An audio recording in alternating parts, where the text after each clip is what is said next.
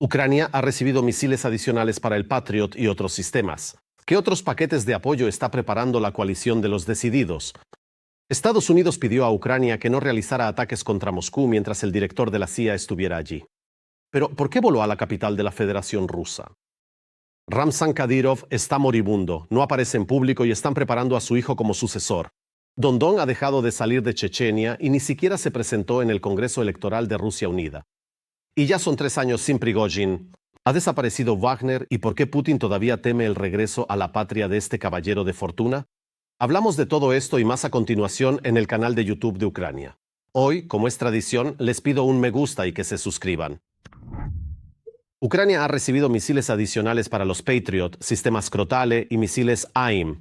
Además, los socios destinarán paquetes específicos para apoyar a las regiones ucranianas, la energía y la producción de drones. Así lo declaró el presidente Volodymyr Zelensky durante una reunión con el presidente de Estonia, Alar Karis, en Kiev. Según el jefe de Estado, durante la cumbre de la coalición de voluntarios, Kiev logró alcanzar acuerdos importantes para la protección del cielo ucraniano. En particular, Suecia proporcionará un importante paquete de financiación para la producción de drones ucranianos. Y el primer ministro británico, Andy Burnham, además de transferir tecnologías de producción de misiles Storm Shadow, declaró que en septiembre viajará a EU para convencer al presidente Donald Trump de que proporcione a Ucrania acceso a una parte de las reservas de misiles interceptores Patriot antes del invierno. Asimismo, Londres transferirá a Kiev datos secretos sobre los componentes del misil Scalp, lo que significa que muy pronto este misil de crucero de largo alcance podrá ser ensamblado en las líneas de producción de las empresas del complejo militar industrial ucraniano. Los fabricantes de armas ucranianos firmaron el llamado Acuerdo de Drones con sus colegas de Noruega y Finlandia. A continuación, les contamos más sobre las tecnologías que ayudarán a devolver la guerra al territorio del agresor. Ucrania está un paso más cerca de la victoria. Mientras el país terrorista sigue cayendo al abismo, Ucrania fortalece su coalición internacional y convierte el apoyo de sus aliados en una herramienta de presión más. Esta plaga rusa amenaza absolutamente a todos. Ahora quieren matarnos y después sus apetitos seguirán creciendo y creciendo. Ucrania y Noruega firmaron un acuerdo de Drone Deal, un acuerdo que lleva la cooperación entre ambos países a un nuevo formato. Desde la transferencia de armas terminadas hasta tecnologías conjuntas, producción e intercambio de experiencia militar. Produciremos juntos decenas de miles de drones diferentes, drones de alta calidad, gracias a nuestra experiencia y nuestras tecnologías, así como a las tecnologías noruegas que ustedes han compartido con nosotros desde el comienzo de la guerra. Esto no es solo un acuerdo sobre drones. Ucrania está convirtiendo, de hecho, la experiencia de la guerra con Rusia en la base para crear armas de nueva generación junto con sus socios europeos. Hemos intercambiado una enorme cantidad de cosas diferentes, experiencia, etc. Hemos utilizado nuestras armas en el campo de batalla, por ejemplo, sistemas de defensa antiaérea, misiles, etc. Utilizamos diferentes tipos de defensa antiaérea, artillería y drones. Y créanme, nuestra experiencia, nuestra pericia que compartimos con nuestros socios realmente permite convertir sus armas en un sistema que funciona de verdad.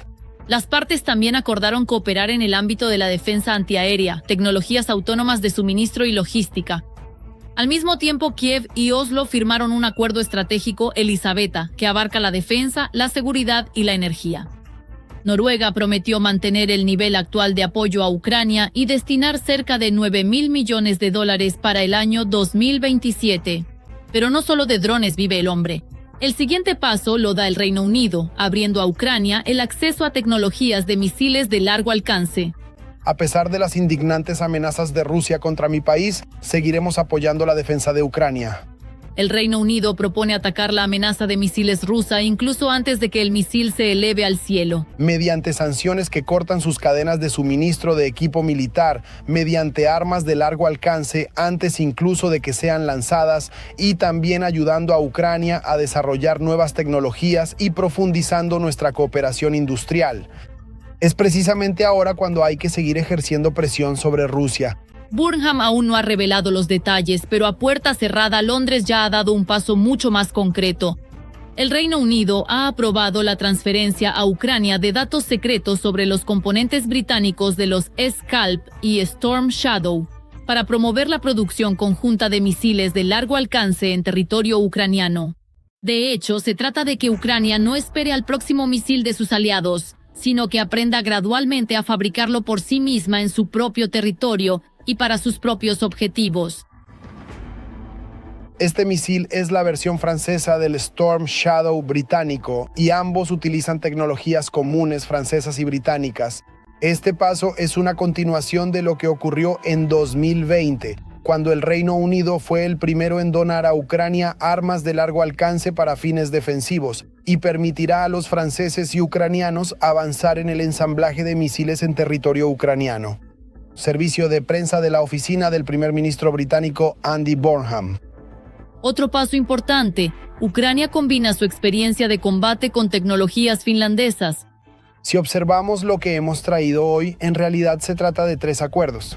Uno se refiere a tierra, que es Insta, el segundo al mar, que es Boomerang, y el tercero al aire, que es Patria. Pero no debemos olvidar que aquí también tenemos el ciberespacio y el espacio. Empresas ucranianas y finlandesas firmaron un acuerdo para la producción conjunta de drones para Ucrania y Europa, el desarrollo de sistemas marítimos no tripulados y la creación de una empresa para la fabricación de complejos robóticos terrestres.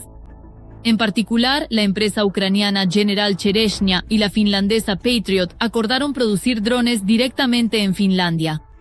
Para Kiev, esta es una oportunidad para escalar sus propios desarrollos y para Europa para obtener tecnologías que ya han pasado la prueba más dura de una guerra real. Ustedes garantizan la seguridad de Europa. Sus capacidades para librar una guerra moderna son las mejores de Europa. Por lo tanto, el hecho de que hoy esté aquí junto con 7 empresas finlandesas, Boomerang, Insta, Patria, Nokia, Nest AI, SenseFusion e iSeye, solo confirma sus capacidades conjuntas. Hoy, Ucrania ya no pide armas. Junto con sus aliados, está construyendo su propia maquinaria militar. Drones y misiles, sistemas robóticos, tecnologías, todo esto convierte el apoyo de los socios en armas concretas en el campo de batalla. Y cuanto más rápido funcione esta alianza a plena capacidad, menos espacio de maniobra tendrá el Kremlin. Rusia quería una guerra de desgaste prolongada, pero ahora corre el riesgo de caer en su propia trampa. Las fuerzas de defensa atacaron nuevamente la refinería de petróleo Afipsky en el territorio de Krasnodar, así como las instalaciones de separación de gas de la planta de procesamiento de gas de Astrakhan, perteneciente al sistema de Gazprom. Ambas empresas están involucradas en el abastecimiento del ejército ruso. Según información del Estado Mayor, la capacidad de diseño de la refinería de petróleo Afipsky es de más de 6 millones de toneladas de petróleo al año. Además, la planta produce combustible diésel y componentes de gasolina para necesidades militares. La planta de procesamiento de gas de Astrakhan forma parte del sistema de Gazprom. Sus productos se utilizan para abastecer a las Fuerzas Armadas de la Federación Rusa y su sector técnico en la producción de explosivos. Drones ucranianos atacaron durante la noche 4 grandes almacenes de Ozon en el sur de Rusia. El primero en ser atacado fue el centro logístico en Krasnodar. Después de esto, los drones golpearon el almacén más grande de Ozon en el Cáucaso Norte, en Dagestán. Además, debido a la amenaza de ataques con drones, fueron evacuados los almacenes de Ozon en Adizheisk y Nevinomisk. Todos los detalles en el reportaje. Las explosiones de esta noche se escucharon en varias regiones de Rusia a la vez, desde Adiguesia y el Krai de Krasnodar hasta Stavropol y Dagestán. Tras los ataques, se desataron incendios en esos lugares. Según datos de la publicación independiente rusa Astra y del canal de Osint Excelinova Plus, varios grandes centros logísticos de Ozon fueron atacados simultáneamente. Y no estamos hablando de pequeños almacenes, sino de complejos a gran escala por los que pasan diariamente enormes volúmenes de mercancías y pedidos. Aquí, en resumen, la cosa se puso muy seria. Estábamos durmiendo con Bilia. Cuando me desperté alrededor de las 12, me desperté por un estruendo muy fuerte. En resumen, algo está explotando. Ajá, sale fuego, los cristales vuelan.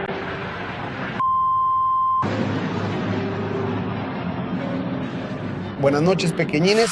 Uno de los primeros reportes de esta noche fue la información sobre un incendio en Adiguesia.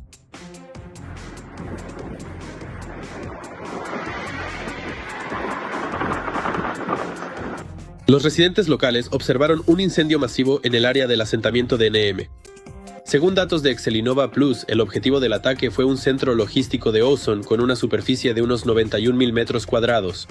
Este es uno de los nodos más importantes de la compañía en el sur de Rusia. Aquí se reciben, clasifican y almacenan mercancías, se preparan los pedidos y luego se envían a los puntos de recogida y a otras instalaciones de Ozon. A través de este complejo pasa la logística no solo de Adiguesia, sino también del Krai de Krasnodar, el Cáucaso Norte y otras regiones del sur de Rusia. Por lo tanto, un posible ataque a tal instalación podría afectar el funcionamiento de varias áreas de la red del marketplace a la vez.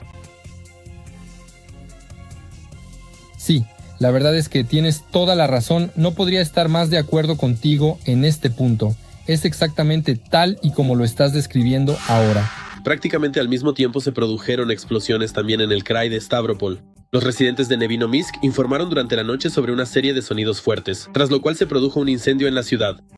El gobernador Vladimir Vladimirov declaró que la defensa antiaérea rusa estaba repeliendo un ataque de drones dirigido a la zona industrial e informó sobre objetivos derribados.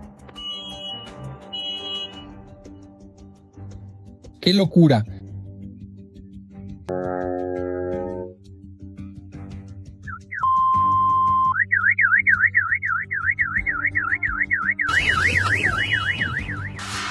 Sin embargo, las imágenes de testigos presenciales, publicadas en canales locales de Telegram y analizadas por Astra, apuntan a un posible impacto en un gran centro logístico de Ozon en la calle Priosernaya. La superficie de este centro es de más de 93.000 metros cuadrados. Aquí se almacenan y clasifican productos alimentarios y no alimentarios, se preparan los pedidos y se envían a los clientes de la región. Se han registrado consecuencias aún más graves del ataque en Krasnodar. Allí se produjo un incendio en varias instalaciones a la vez, incluido el territorio del centro logístico de Ozon. Y precisamente este episodio ya ha sido confirmado por la propia empresa. Está volando justo por aquí. Dios mío, esto es simplemente increíble. Sí. Ozon declaró que en la mañana del 24 de agosto su almacén fue objeto de un ataque con drones. Los empleados fueron evacuados rápidamente. Preliminarmente, nadie resultó herido. Sin embargo, el funcionamiento del complejo se detuvo por completo debido a un gran incendio. Las imágenes del fuego y el humo espeso comenzaron a difundirse en la red desde la noche. Los canales locales de Telegram también publicaron videos de la actividad de la defensa antiaérea rusa, que, a juzgar por los informes de los testigos presenciales, abrió fuego sobre la ciudad. Acaban de hacer explotar un almacén justo al lado de nosotros. Y hay humo allí. Otro posible objetivo del ataque se encuentra en Dagestán. Según Excelinova Plus, el impacto alcanzó un almacén de Ozon en el asentamiento de Tyuve, ubicado en el territorio del parque industrial. La superficie total del complejo es de unos 130.000 metros cuadrados.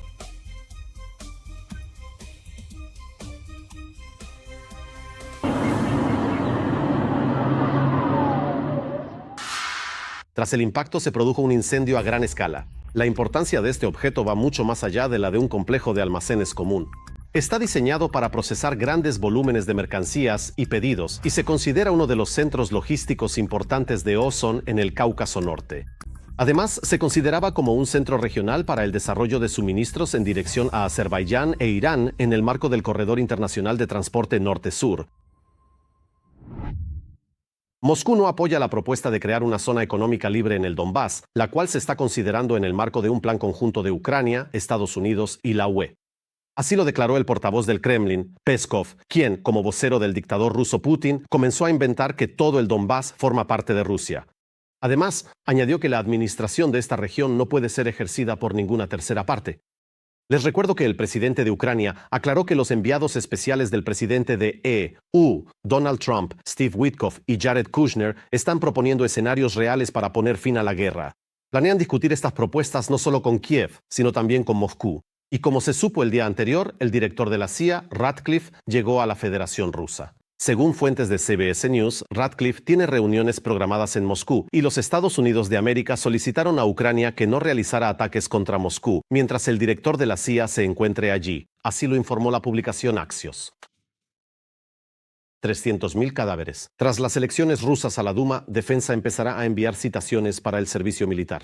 Los recién reclutados podrían ser enviados no solo a capturar el territorio restante de la región de Donetsk, sino también a la región de Briansk. Desde allí, según datos de inteligencia, los ocupantes están preparando un nuevo avance hacia la región de Chernigov y Kiev. Mientras tanto, las autoridades en muchas regiones de la Federación Rusa están practicando los procedimientos a seguir en caso de movilización. Todos los detalles a continuación en el reportaje. Rusia no quiere la paz, Rusia quiere la movilización, declaró el presidente de Ucrania, Volodymyr Zelensky. Según datos de la inteligencia ucraniana, el Kremlin está preparando una movilización de al menos 300.000 personas. En la región de Kaliningrado ya se han llevado a cabo ejercicios en los que se practicaron los procedimientos a seguir en caso de una posible movilización de los residentes de la región. Así lo escribe el diario The Wall Street Journal citando a la inteligencia occidental. El Kremlin aún no ha tomado una decisión definitiva sobre una nueva movilización.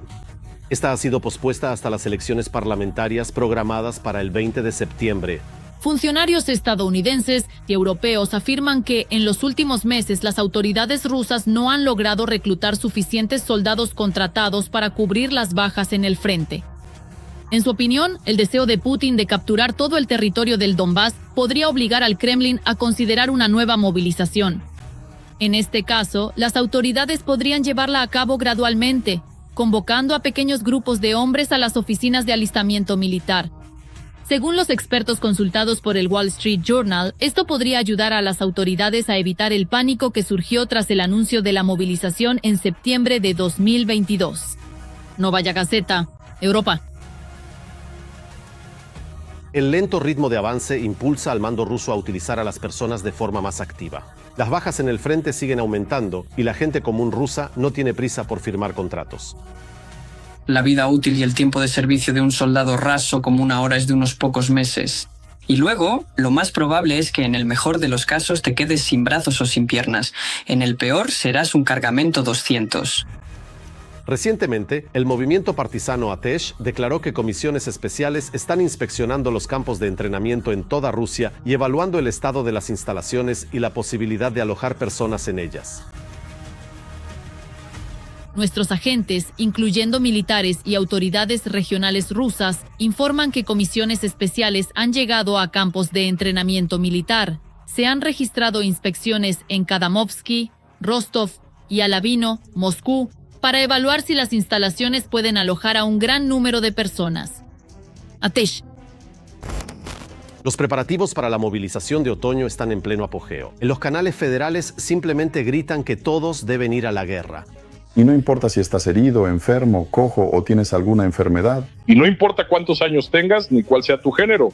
En más de 4 años han aparecido nuevos campos de entrenamiento y centros educativos en la Federación Rusa y se ha endurecido la responsabilidad por evadir la movilización. El Kremlin ya está preparando la base legal para el trabajo forzoso con la población y las empresas. Se ha presentado ante la Duma estatal el proyecto de ley número 1.322.096-8, que impone multas de hasta 1 millón de rublos o la suspensión de las actividades de la empresa por 90 días por el incumplimiento de las decisiones de los cuarteles generales operativos. Bajo el pretexto de las necesidades del ejército, se obliga a las empresas, de hecho y sin publicidad, a entregar maquinaria, requisar capacidades y enviar masivamente a sus empleados al frente bajo la amenaza de una bancarrota total. Atesh. Una convocatoria activa de grupos de hombres a oficinas de alistamiento militar bajo el pretexto de actualizar sus datos. Ahora vemos que están convocando a los reservistas de esta manera.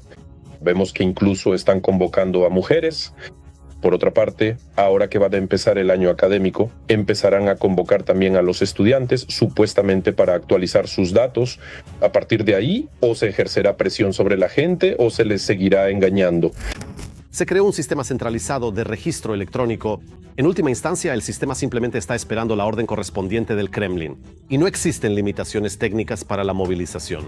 Teniendo en cuenta que es posible una movilización después de las elecciones, realmente han desplegado algunas capacidades para la formación.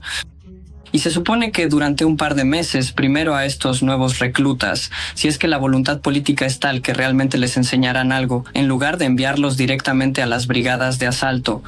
Pero, por cierto, mis fuentes entre los militares consideran que en 2 meses no se puede enseñar nada de todas formas. Esto servirá de poco. En marzo, el vicepresidente del Consejo de Seguridad de la Federación Rusa, Dmitry Medvedev, afirmó que desde principios de 2026, más de 80.000 rusos han firmado contratos de servicio militar, por lo que no hay necesidad de anunciar una nueva ola de movilización en la Federación Rusa. Pero según datos de inteligencia, esta cifra está muy inflada y Putin simplemente no podrá prescindir de una movilización masiva si quiere seguir luchando en Ucrania.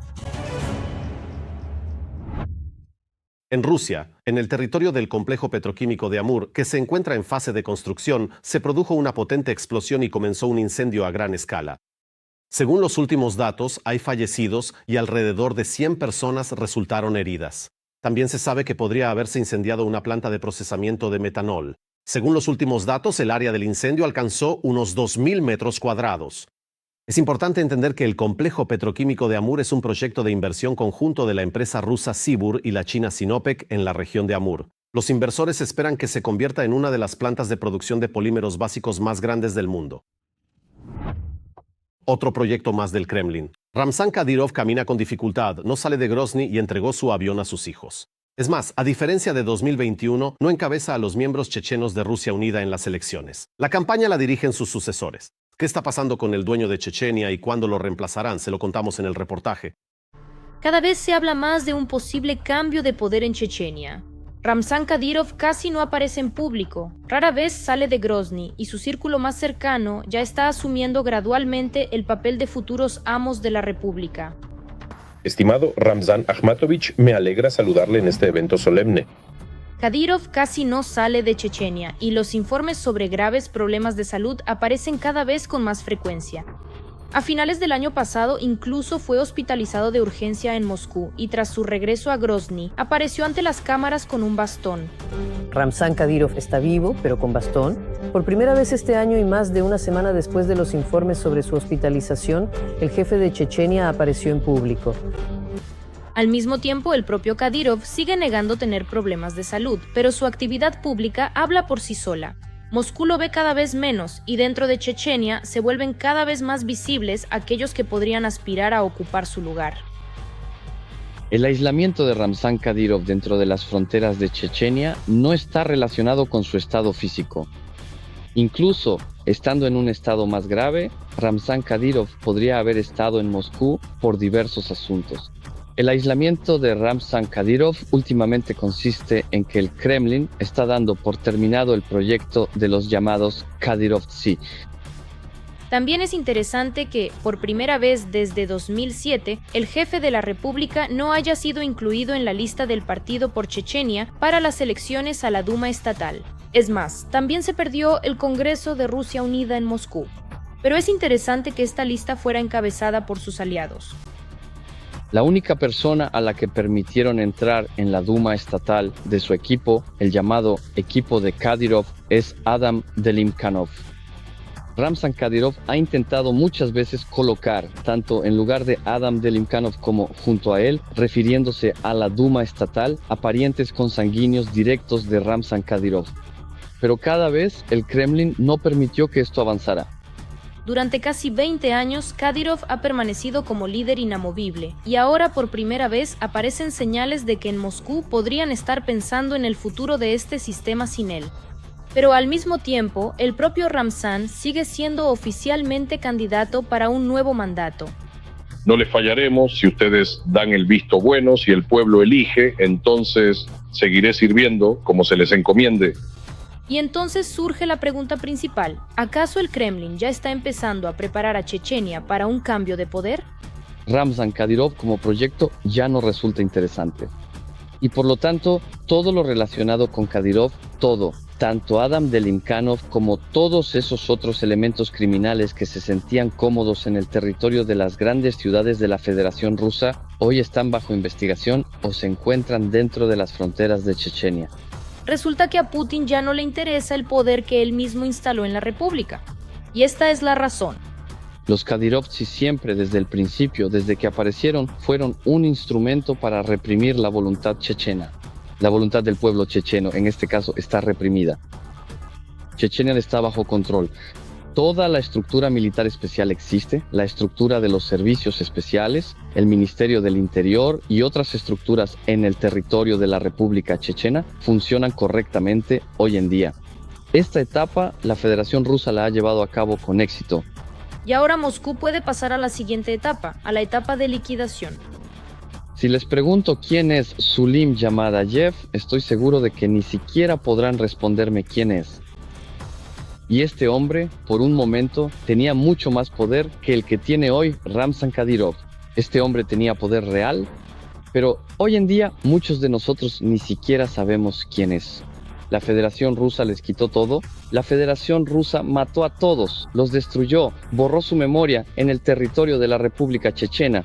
Ese mismo destino les espera a los Kadyrov y a los Kadyrovtsi. Pero si no es la familia Kadyrov, ¿entonces quién? ¿Quién será entonces el próximo jefe de la República Chechena? Bueno, aquí todo es más que evidente. Traerá al poder directamente a un ruso. Una persona que conoce muy bien de qué está hecha la República Chechena, estará bien familiarizada con la cultura chechena. Quizás ni siquiera me sorprendería si el jefe de la República, el nuevo jefe de la República después de la era de Kadyrov, se convirtiera en este hermano jurado de Ramzan Kadyrov. Un chico ruso que se convirtió al Islam, adoptó el apellido Kadyrov y se convirtió en parte de los Kadyrov. Este tipo de ruso es el que tendrá que gobernar la República. Pero hay algo más que es interesante. El 23 de agosto, el dictador ruso habló con motivo del 75º aniversario de Ahmad Kadyrov, el padre de Ramzan, y declaró que su ejemplo sigue inspirando a los chechenos. Y Putin llamó personalmente al propio Ramzan con palabras de apoyo. ¿Pero fue esto sincero? Y para el crimen, cometido de manera vil y cínica en el día de la victoria, sagrado para nuestro país, no hay perdón ni olvido. Ahmad Kadyrov murió en 2004 en una explosión en el estadio de Grozny. Oficialmente, la responsabilidad se atribuyó a los militantes chechenos, pero las circunstancias de su muerte siguen generando versiones sobre los intereses políticos de aquellos a quienes les convenía su fallecimiento. Bueno, en realidad no contamos con pruebas directas o contundentes. Sin embargo, todo lo que se puede rastrear de manera accesible, constante y frecuente nos indica claramente que, al más alto nivel, es decir, a nivel federal, el centro de mando estaba plenamente al tanto de que la eliminación de Ahmad Kadyrov debía llevarse a cabo. Es una situación compleja, pero los indicios apuntan a una coordinación desde las esferas más altas del poder. Mientras tanto, Ramzan Kadyrov sigue repartiendo cargos, títulos y privilegios a su familia, como si estuviera preparando al clan para la vida después de él. ¿Pero durará todo esto mucho tiempo? Si el Kremlin realmente decide deshacerse de los Kadyrov, junto con el poder podría desaparecer todo lo que hoy se considera su riqueza. 3 años sin Prigozhin, un caballero de fortuna, vendedor de perritos calientes y proveedor de golpes de Estado. Yevgeny Prigozhin creó la compañía militar privada más grande, que luchó por los intereses de Moscú desde el Donbass hasta África, pero perdió la guerra contra el entorno de Putin. Formalmente, tras su muerte, Wagner desapareció. ¿Pero es realmente así? ¿A dónde fueron a parar los mercenarios que probaron la sangre y la impunidad? ¿Y por qué el dictador teme el regreso del hijo de Prigozhin a su patria? Les contaremos todo esto con más detalle a continuación. Y no olviden darle me gusta a este episodio y suscribirse al canal de YouTube Ucrania Hoy. 3 años desde que el Kremlin se deshizo de Prigozhin. Es un dron. Lo derribaron, hizo boom, explotó 2 veces, está cayendo. El cocinero de Putin ayudó a eliminar comandantes en el Donbass al inicio de la guerra, a controlar recursos minerales en África, a traficar armas y, sobre todo, a legalizar el mercenarismo y las empresas militares privadas. Prigozhin realmente conoció a fondo el alma del pueblo ruso. Logró construir con éxito la imagen de ese señor feudal moderno, alguien que se muestra mucho más duro y decidido que todos los demás. Yevgeny Prigozhin sacrificó cientos de vidas para lograr los objetivos de Moscú. En agradecimiento, recibió financiamiento multimillonario del Tesoro y, con el consentimiento tácito del primero, Carta Blanca, el jefe del grupo paramilitar, se descontroló tanto por la impunidad que decidió luchar contra el círculo cercano de Putin y encabezó una marcha de un día hacia Moscú. No para derrocar al poder, sino más bien para conseguir aún más dinero y libertad para sí mismo. Este motín demostró finalmente al Kremlin que era necesario poner a los wagnerianos en vereda, simplemente devolviéndolos al control total del Ministerio de Defensa ruso. El grupo Wagner ha dejado claro que no firmará ningún tipo de contrato con Shoigu. Es una decisión definitiva. Pero tras la eliminación de Yevgeny Prigozhin, el Kremlin hizo a los wagnerianos una oferta sencilla, o un contrato oficial con el Ministerio de Defensa y la posibilidad de permanecer en África o regresar a la picadora de carne en el Donbass. Para supervisar los restos del imperio del difunto Prigozhin, pusieron a Andrei Troshev, más conocido por su distintivo de llamada Sedoy, canoso. Andrei Troshev, coronel retirado, veterano de las guerras de Afganistán y Chechenia, en 2012 dejó el ejército. Usted mismo estuvo más de un año, sí, allí, luchando en una unidad así. ¿Sabe lo que es, cómo se hace? No solo más de un año. Troshev es uno de los colaboradores más cercanos de Utkin y Prigozhin. Tras la muerte, o mejor dicho, el asesinato de ambos, él es, el primero de los wagnerianos que acepta integrar los restos de la compañía militar privada en el sistema del Ministerio de Defensa. Posteriormente, la reestructuración del sistema de Prigozhin fue transferida a militares de carrera. Como responsable principal, nombraron a un tal general Alexeyev. En el conocido video en el patio, donde Yevgeny Prigozhin presenta sus demandas, él está sentado a la izquierda del principal instigador. Alexeyev es el subdirector del GRU. El coronel general Vladimir Alexeyev lideró por años las operaciones más complejas y delicadas del GRU. Subordinados de Alexeyev fueron vinculados al envenenamiento de los Skripal, ciberataques al Partido Demócrata y apoyo a la invasión de Ucrania. En la década de 2010, Alexeyev supervisó desde el GRU la creación del grupo Wagner. Tras la muerte de Prigozhin, Alexeyev retomó el reclutamiento, ahora gestionado por otra empresa militar privada, Redut. Fue fundada al mismo tiempo que Wagner y se dedicaba a proteger los activos de gas de Timchenko, amigo de Putin. Durante mucho tiempo intentaron convertir a Redut en una compañía militar privada con el mismo estatus que la de los músicos. Ahora Redut es una especie de organización paraguas para el reclutamiento de nuevos mercenarios. A su gente en África a menudo se les ve junto a funcionarios del GRU. Absorbieron a toda una serie de antiguas unidades de Wagner. Los restos de la marca Wagner pasaron a estar bajo la dirección de Pavel, el hijo del cocinero de Putin. El Kremlin le perdonó la vida. Eso sí, lo mantiene lejos de Rusia. Según los medios de comunicación, Pavel Prigozhin, junto con su unidad, tomó el control de los suministros de drogas sintéticas en África Central. La información sobre él es escasa y fragmentada.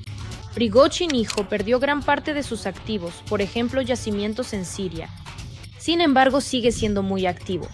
Viaja mucho entre varios países. La mayoría de las veces se le ve en África Central. Según el medio Dossier, Pavel Prigozhin intentó salir del continente africano y supuestamente pidió ir a la guerra en Ucrania, pero fue rechazado. Él, con un centenar de combatientes, sigue estando en la RCA, el último bastión del imperio creado por su padre.